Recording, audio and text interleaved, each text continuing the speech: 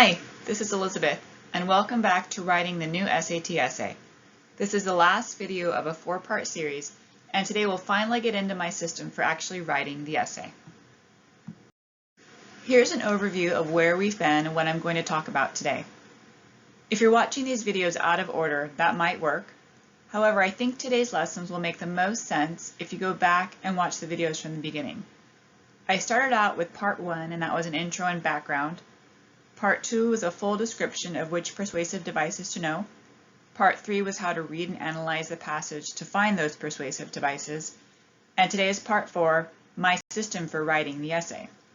I've also made a free downloadable PDF available over on my website, and I'll describe that in detail toward the end of the video.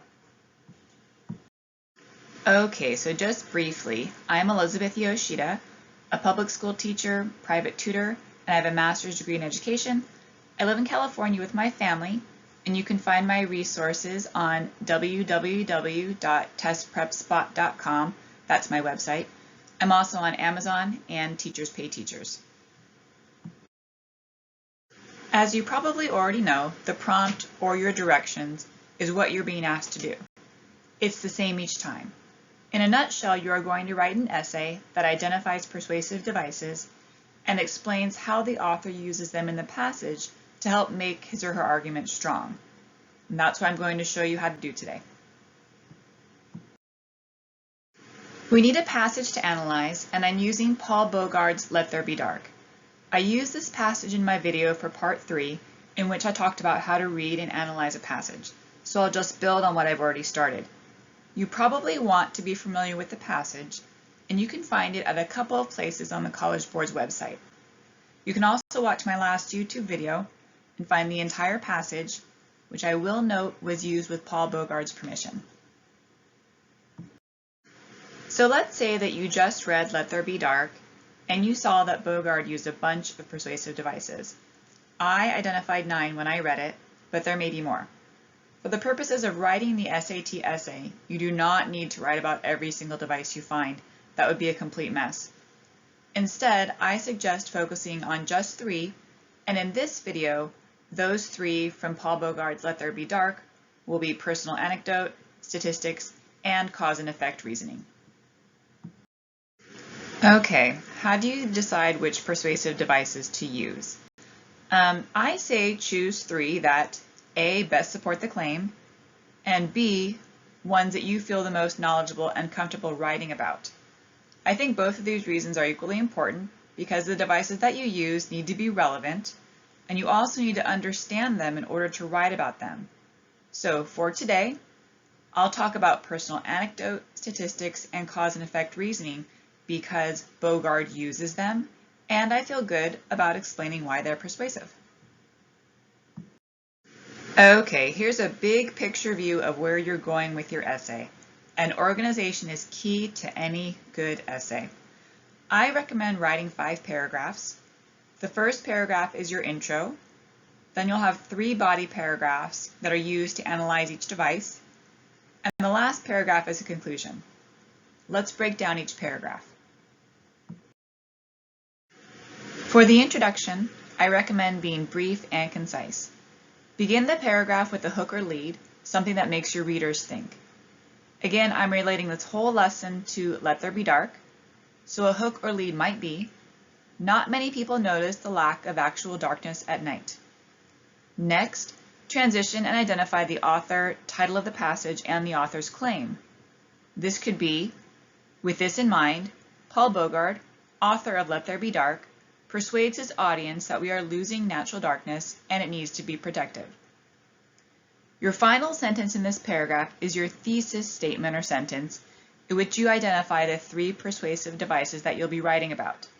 Think about how you list them because that's the order that you'll write about them.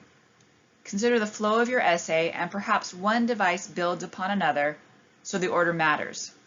For example, here's my thesis statement and my essay will follow this order. To convince his audience, Bogart uses personal anecdote, statistics, and cause and effect reasoning. And if I put those 3 items together, the intro goes something like this. Not many people notice the lack of actual darkness at night. With this in mind, Paul Bogard, author of Let There Be Dark, persuades his audience that we are losing natural darkness and it needs to be protected. To convince his audience, Bogard uses personal anecdote, statistics, and cause and effect reasoning. Let's go back to the big picture. I cut and pasted the paragraph that I just read into the spot for paragraph 1. As you can now see, the last sentence of the intro, or the thesis statement, set up my organization for paragraphs 2, 3, and 4. They follow the flow of my thesis statement. On to the body paragraphs and how they are organized. In general, each body paragraph needs to identify the device, link the device to the passage, explain why the author used the link, and explain how the device is persuasive. I'll break down each of those bullet points on the next 4 slides. If we follow our thesis statement, then the first device that we would write about is personal anecdote. And, according to the organization of a body paragraph, the first thing we do is identify the device. In green, you see the excerpt from Bogard's passage in which personal anecdote is used. It reads, "At my family's cabin on a Minnesota lake, I knew woods so dark that my hands disappeared before my eyes. I knew night skies in which meteors left smoky trails across sugary spreads of stars." So a sentence that identifies the device of personal anecdote might be, "Personal anecdote can be a powerful persuasive device, and Bogard uses a story from his childhood to explain his experience with darkness." The next part of your body paragraph is linking the device to the passage, which could also be thought of as citing your evidence. Again, there's the personal anecdote excerpt from the passage, and you will want to use a quote or reference to this excerpt. Here, I weave 2 quotes into a sentence. He remembers spending time at his family's cabin, where he knew woods so dark that his hands disappeared before his eyes, and looking up into the night sky to see meteors that left smoky trails across sugary spreads of stars. Remember, this is your linking sentence, and it's proof that the author used the device. This next sentence is the why, and this is why the link was used, not why the device was used. Think about it as, why did the author use the link? You can also think of the link as the example or the evidence. So why was this link used to strengthen the argument?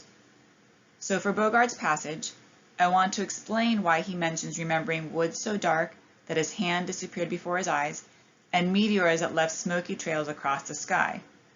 This why sentence is specific to the passage and link. So I might say, according to Bogard, this important childhood memory only happened because it was so incredibly dark at his family's cabin.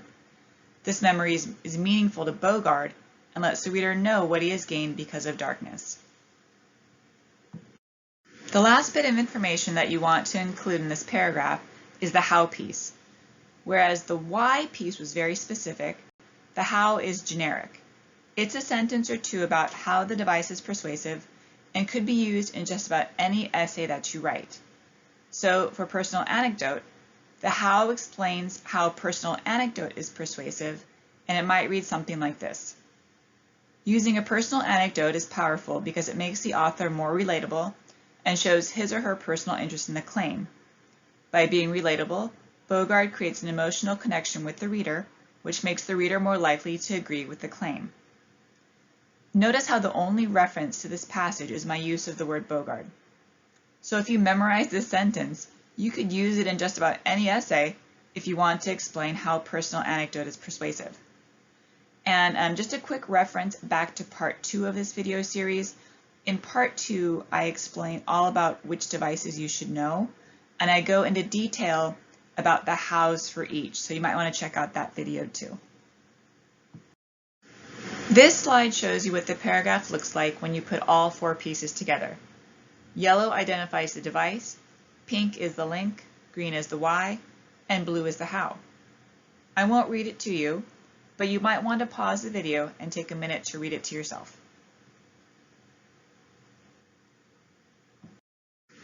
I really like this color coding system, and I used it in my resource on writing the new SAT essay.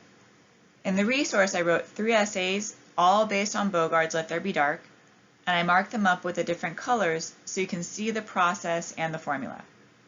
I've included just the first essay in this video. In the second essay, I focus on information from experts, imagery, and exaggeration. And in the third essay, I discuss facts, rhetorical questions, and examples. Here's my color coding key. I've already mentioned the colors used for the body paragraphs. That's the yellow, pink, green, and blue. Here I've also included what I use in the intro and conclusion paragraphs. Black for the hook, and brown for the author, title of the passage, and claim. Let's take a look at the whole thing. Here's essay number 1, all color-coded for you.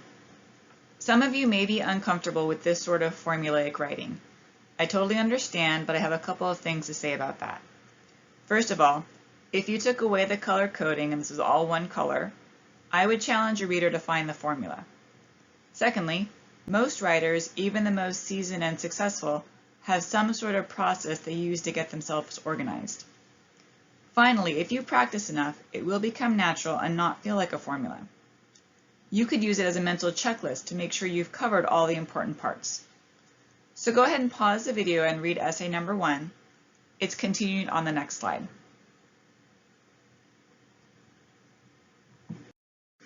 Here is the continuation of essay 1. As you can see, the fourth paragraph is about cause and effect reasoning, and I weaved a why in between two links. When you feel comfortable with the formula, feel free to move pieces around and make it flow how you want it to flow. Again, I won't read this, so just go ahead and pause the video. Start it up again when you're done reading. We didn't talk about the conclusion, so let's do that now by starting with the introduction. If you remember, the formula for that was hook, then background with author, title, and claim, and then finally your thesis statement. The conclusion looks very similar, but I don't include a hook. At this point of the essay, we are done, and a hook at the start of your conclusion will sound gimmicky and fake. I suggest that you restate the background sentence and thesis statement using different words. It could be something like, Bogart's claim that natural darkness needs to be protected is supported throughout Let There Be Dark. Specifically, Bogart presents his argument to the reader by using stories from his past, statistics, and cause and effect reasoning. I do have a template for writing the essay, which breaks down each of the 5 paragraphs. Before each paragraph, you'll find reminders on what should go into each paragraph. It's a free download that's available on my website. Go there, print it out, share it with friends. I hope you find it useful. Congratulations! You've just watched part 4 of a 4-part series, so we're done. Now you just need to practice. The College Board has lots of example and practice passages, and I would suggest using these. They're the closest thing to what you'll see on the actual test. Each of these passages uses multiple persuasive devices, so you could probably write 2 to 3 essays based off each passage. That's a lot of practice.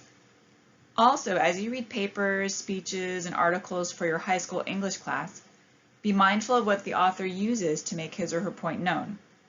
Once you know that these persuasive devices exist, you'll start to see them everywhere. Identify them and ask yourself why the author used them and how they are persuasive. You can practice without even writing. Thank you so much for watching, and I would love to connect with you. You can find me at testprepspot.com, or you can email me at testprepspot@gmail.com. You can find my resources on my website, Amazon, and Teachers Pay Teachers. Thanks again, and best of luck with writing the essay.